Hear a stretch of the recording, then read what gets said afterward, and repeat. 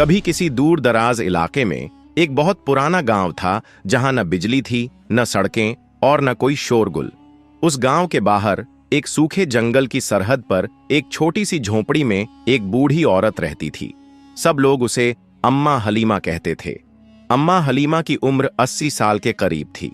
उसकी कमर झुक गई थी, आंखों पर धुंध छा चुकी थी और हाथों में कंपन रहने लगा था, मगर उसकी जुबान पर हर वक्त अल्लाह का जिक्र और दिल में अजीम तवक्कुल था।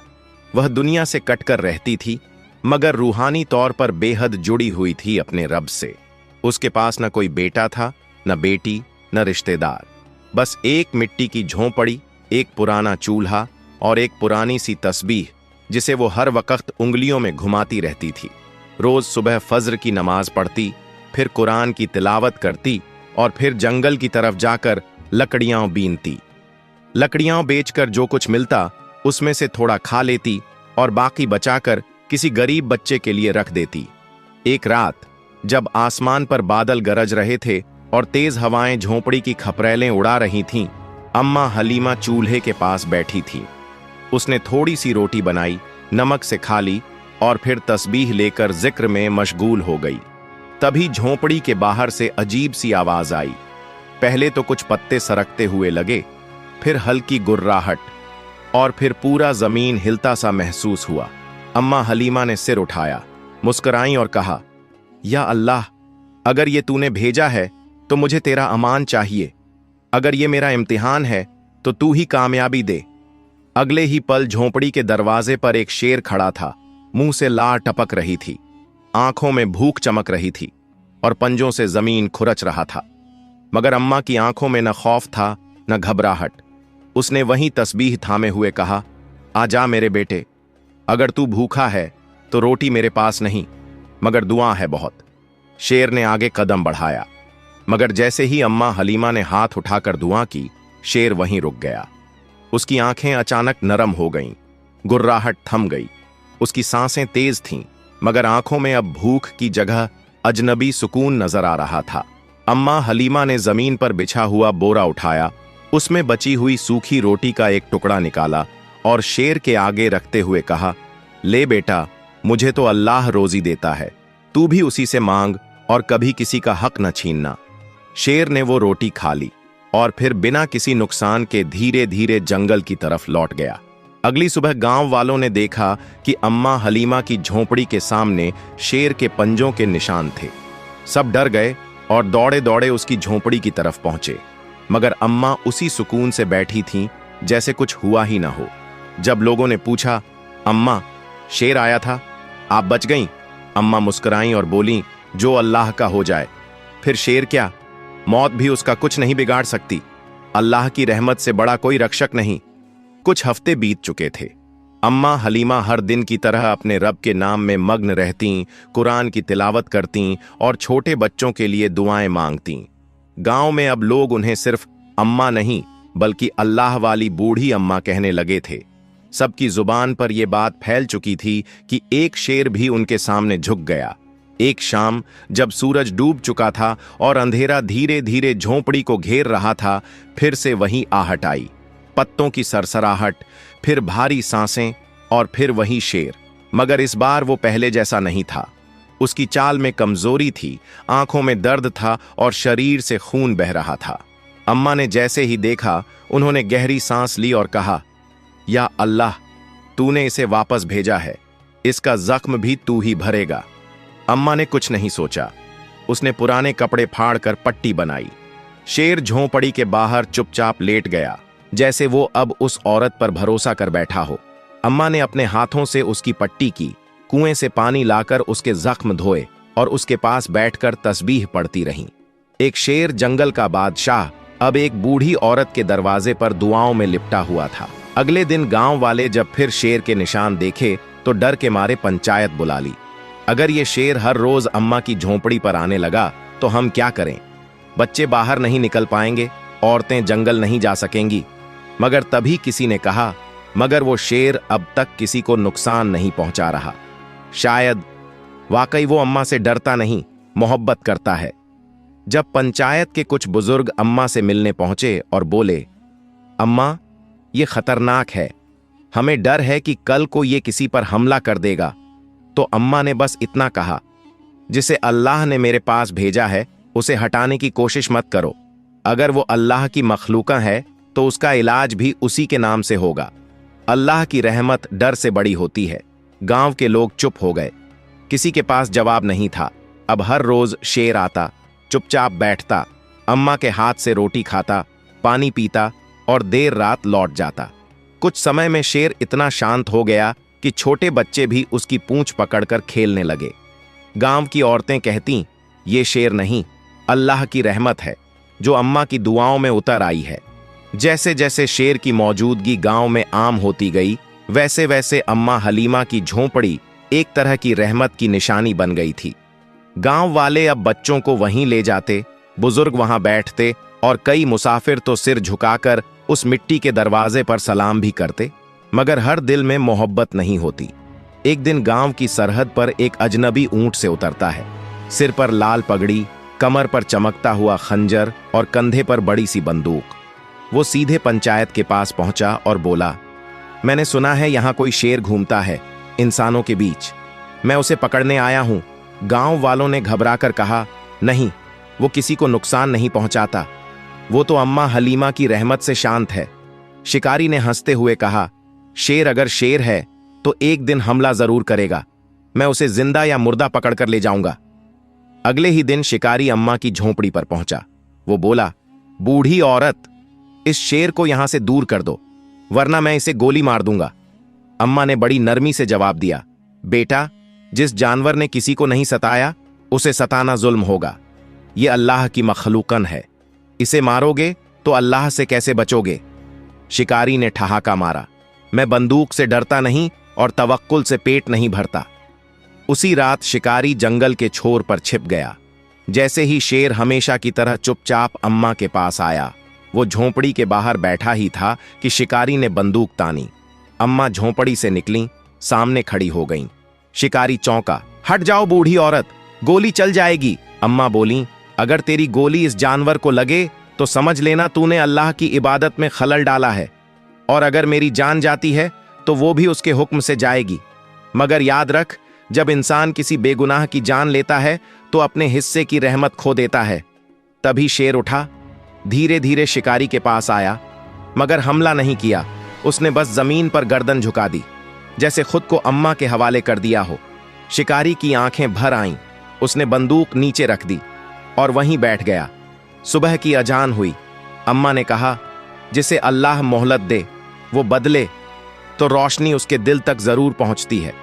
शिकारी की आंखों से आंसू बह रहे थे। उसने कहा, अम्मा, मैं शिकारी नहीं रहा, अब बस आपका एक बेटा हूं। शिकारी, जिसने कभी जंगल के सबसे खतरनाक जानवरों को अपने निशाने पर लिया था, अब अम्मा हलीमा की झोंपड़ी के सामने चुपचाप बैठा था। उसकी बंदूक झोंपड़ी के कोने में टिकी थी और उसकी निगाहें तस्बीह पर घूमती अम्मा की उंगलियों पर। कभी वक्त होता है जब इंसान बंदूक छोड़कर दुआ को पकड़ लेता है। अम्मा ने उस अजनबी का नाम पूछा तो उसने धीमे स्वर में कहा, मेरा नाम था अकील, मगर अब आप जैसा चाहें वैसा कहिए। अम्मा मुस्कुराईं, फिर तू अब मेरा बेटा है और बेटों के नाम में मोहब्बत होनी चाहिए, मैं तुझे अमीन कहूंगी। शिकारी का दिल कांप उठा। जिस दिल में घमंड और खूंखारी थी, अब वहां तौबा, तवज्जोह और तवक्कुल का उजाला उतर रहा था। गांव के लोग जब अगली सुबह अम्मा की झोंपड़ी के पास पहुंचे तो देखा वो अजनबी शिकारी अम्मा की झोंपड़ी के बाहर झाड़ू लगा रहा है, शेर के लिए पानी रख रहा है और नमाज की तैयारी में अजान दे रहा है। गांव का एक बुजुर्ग बोला, वो जो जानवरों को मारने आता था अब खुद अल्लाह की रहमत में पनाह मांगता है। अब अमीन यानी अकील हर रोज अम्मा से कुरान की तिलावत सुनता, नमाज में उनके पीछे खड़ा होता और तस्बीह की हर माला के साथ आंसू बहाता। शेर भी अब उसे पहचान चुका था। वो उसके करीब आकर बैठता, उसकी हथेली से पानी पीता और कभी कभी अपने सिर को अमीन की गोद में रख देता। अम्मा हलीमा अब कमजोर हो चुकी थीं। उम्र और इबादत का असर उनके जिस्म पर साफ था, मगर उनकी रूह पहले से ज्यादा रोशन हो गई थी। एक दिन अम्मा ने अमीन से कहा, बेटा, अगर मेरा वक्त पूरा हो गया तो तुझे मेरी झोंपड़ी को रहमत का आसरा बना देना, जहां हर मुसाफिर को खाना मिले, हर तन्हा को सुकून मिले और हर भूखे को रोटी मिले। अमीन ने उनकी गोद में सिर रखकर वादा किया, अम्मा, ये जगह अब आपकी नहीं, अल्लाह की अमानत है, मैं इसे कभी वीरान नहीं होने दूंगा। एक सुबह जब सूरज की किरणें भी झोंपड़ी तक नहीं पहुंची थीं, अमीन घबरा कर दौड़ा। शेर झोंपड़ी के पास पड़ा था, आंखें आधी बंद, सांसें तेज और बदन गर्म। शेर बीमार हो गया था। अम्मा हलीमा उसके पास बैठी, हाथ उसके माथे पर रखा और बोली, या अल्लाह, तू ही हर जान का रब है, तू ही इसकी शिफा दे। अमीन ने घबरा कर पूछा, क्या ये मर जाएगा अम्मा? अम्मा ने उसकी ओर देखा और जवाब दिया, हर जान को मौत का जायका चखना है बेटा, मगर मौत से पहले इंसान का इम्तिहान होता है। आज तेरा इम्तिहान है, क्या तू इसे उसकी बीमारी में वही मोहब्बत देगा जैसी उसने तुझसे बगैर जबान के की थी? अगले कई दिन अमीन शेर की सेवा में लगा रहा। पानी पिलाता, उसके बालों को साफ करता, मिट्टी के तेल में भीगी पट्टियां उसके माथे पर रखता और हर नमाज के बाद दुआ करता, या रब, इस जानवर ने मुझे इंसान बनाया, इसे शिफा अता कर। गांव वाले भी अब मदद करने लगे। कोई दूध लाता, कोई जड़ी बूटी, कोई शहद। और एक सुबह जब अजान की सदा गूंजी, शेर उठा। धीरे धीरे मगर फिर ठोस कदमों से उसने झोंपड़ी की देहरी पार की और सीधा अम्मा के पास जाकर बैठ गया। अम्मा ने मुस्कुराकर कहा, जो तवक्कुल से जीता है वो अल्लाह की रहमत से कभी हारता नहीं। सर्द हवाएं चल रही थीं, आसमान पर बादल घिर चुके थे और अजान की सदा फैल रही थी। अम्मा हलीमा उस दिन थोड़ी कमजोर लग रही थीं, आंखें बंद थीं, मगर होंठों पर अब भी अल्लाह अल्लाह की सदा थी। शेर झोंपड़ी के बाहर सिर झुकाकर बैठा था, जैसे वो कुछ महसूस कर रहा हो। अमीन बार बार अंदर आता, अम्मा की रजाई ठीक करता, पानी देता, मगर अम्मा बस हल्के से मुस्कुराती। अचानक उन्होंने धीमी आवाज में कहा, अमीन, मेरे बेटे, वक़्त आ गया है। अमीन कांपते हुए उनके पास बैठ गया। नहीं अम्मा, ऐसा मत कहो, आप ठीक हो जाओगी, अभी तो आपकी दुआओं की हमें जरूरत है। अम्मा ने उसकी आंखों में देखा और कहा, हर रूह को लौटना है। मेरी रूह तसल्ली से जा रही है, क्योंकि मैंने एक शिकारी को इंसान और एक शेर को दोस्त बना दिया है। फिर उन्होंने हाथ उठाया, कांपते होंठों से आखिरी दुआ की, या अल्लाह, इस झोंपड़ी को कयामत तक रहमत का घर बना देना। जो भी यहां आए उसे सुकून दे, सच्चा बना, नेक बना, और मेरे इस बेटे को अपने हिफाजत में रख। दुआ पूरी होते ही उनकी आंखें बंद हो गईं और चेहरा एक नूरानी मुस्कान में जम गया। अल्लाह वाली बूढ़ी औरत अब इस दुनिया में नहीं थी, मगर उसकी रहमत की कहानी शुरू हो चुकी थी। गांव में जैसे सदमा फैल गया। लोग दौड़े दौड़े झोंपड़ी पर पहुंचे। सब चुप थे, सिर्फ आंसू थे। शेर अम्मा की लाश के पास आकर बैठ गया और फिर धीरे से सजदा कर दिया, जैसे किसी बुजुर्ग की कब्र पर झुकने वाला फकीर। अगले ही दिन अमीन ने अम्मा की वसीयत पूरी करने की ठान ली। झोंपड़ी के ऊपर एक लकड़ी की तख्ती लगाई, जिस पर लिखा, रहमत का आसरा, अम्मा हलीमा की याद में। गांव के लोगों ने मिलकर वहां एक छोटी सी सराय बनाई, जहां हर मुसाफिर को खाना मिलता, हर गरीब को छत मिलती और हर अकेले को मोहब्बत मिलती। अमीन अब सुबह सुबह अजान देता, बच्चों को तालीम देता और हर नमाज के बाद अम्मा की कब्र के पास बैठकर कुरान पढ़ता। शेर अब भी आता था, रोज सुबह झोंपड़ी के बाहर बैठता और शाम को जंगल लौट जाता। लोग कहते थे, ये शेर नहीं, अल्लाह की रहमत का पहरेदार है। वक्त गुजरता गया। रहमत का आसरा अब सिर्फ गांव वालों की नहीं, बल्कि दूर दराज के इलाकों के लोगों की पनाहगाह बन चुका था। हर दिन कोई ना कोई मुसाफिर वहां रुकता, खाना खाता, आराम करता और अल्लाह का नाम लेकर आगे बढ़ जाता। अमीन अब अम्मा हलीमा की तरह ही लोगों की मदद करता, बच्चों को तालीम देता और हर किसी से कहता, यहाँ जो कुछ है वो अल्लाह की अमानत है, मैं बस उसकी रखवाली कर रहा हूँ। एक दिन एक चमचमाती गाड़ी गांव में दाखिल हुई। उसमें से उतरा एक तिजारती आदमी, शहर का मशहूर व्यापारी। वो सीधा रहमत का आसरा पहुंचा और अमीन से मिला। उसने बड़े अदब से कहा, आपने बहुत नेक काम किया है। मैं चाहता हूं इस जगह पर एक बड़ा होटल बनाऊं, जिसमें एसी कमरे हों, वाईफाई हो, कुरान स्कूल हो और आपका नाम हर बोर्ड पर चमक रहा हो। अमीन ने शांत होकर जवाब दिया, यहां नाम चमकाने की नहीं, रूह संवारने की जगह है। जो रोटी 2 रुपये में मिले और दिल सुकून में हो, वही असली दौलत है। व्यापारी ने फिर कहा, मैं 1 करोड़ रुपए दूंगा। आप बस इस जमीन पर दस्तखत कर दीजिए। आप खुद भी इस जगह के इंचार्ज रहेंगे। बस थोड़ा तिजारती अंदाज आ जाए, बाकी सब वैसा ही रहेगा। अमीन की आंखें भर आईं। वो उठा, अम्मा की कब्र के पास गया, वहां बैठ गया और कहा, अम्मा, क्या मैं तुझे बेच दूं?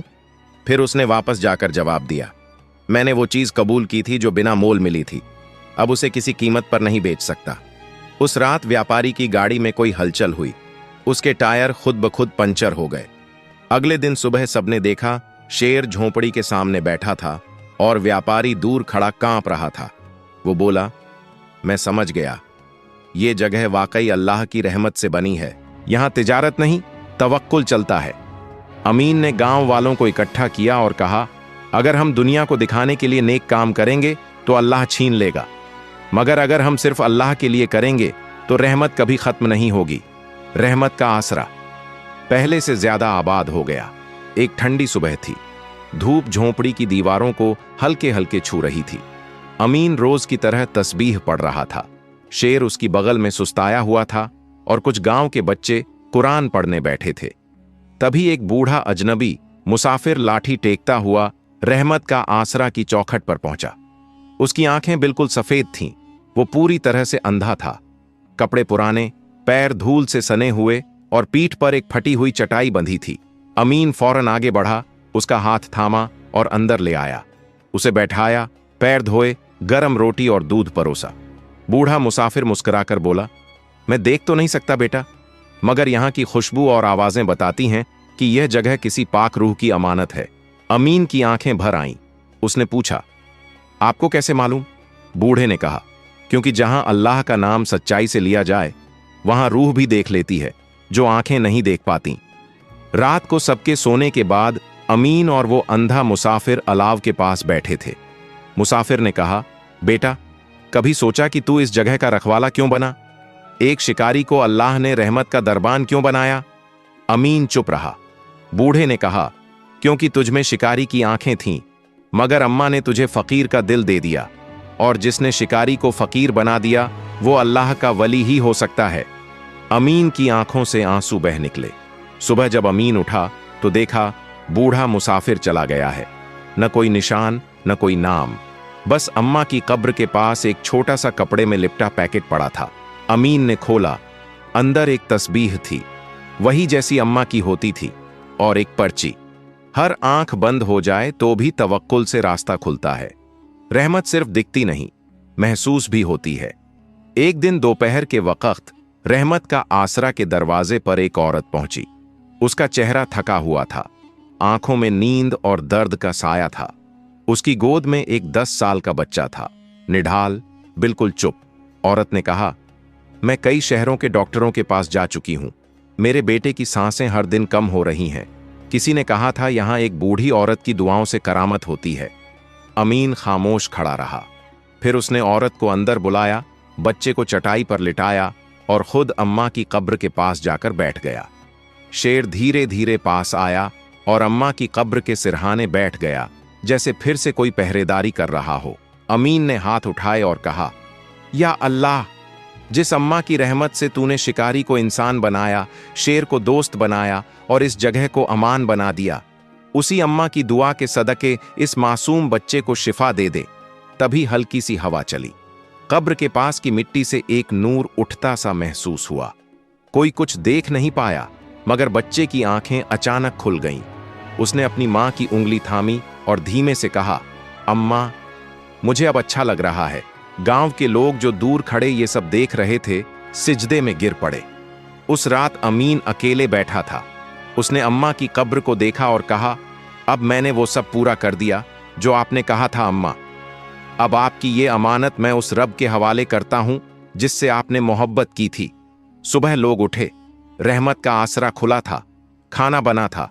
शेर झोंपड़ी के सामने बैठा था, मगर अमीन कहीं नहीं था।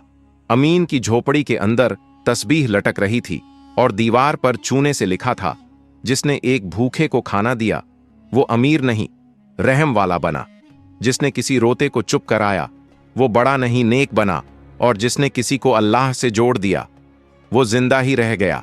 भले इस दुनिया में न हो, रहमत का आसरा आज भी वहां है जहां एक बूढ़ी औरत की दुआ, एक शिकारी की तौबा और एक शेर की वफा ने मिलकर दुनिया को रहमत का असली मतलब सिखाया। अल्हम्दुलिल्लाह।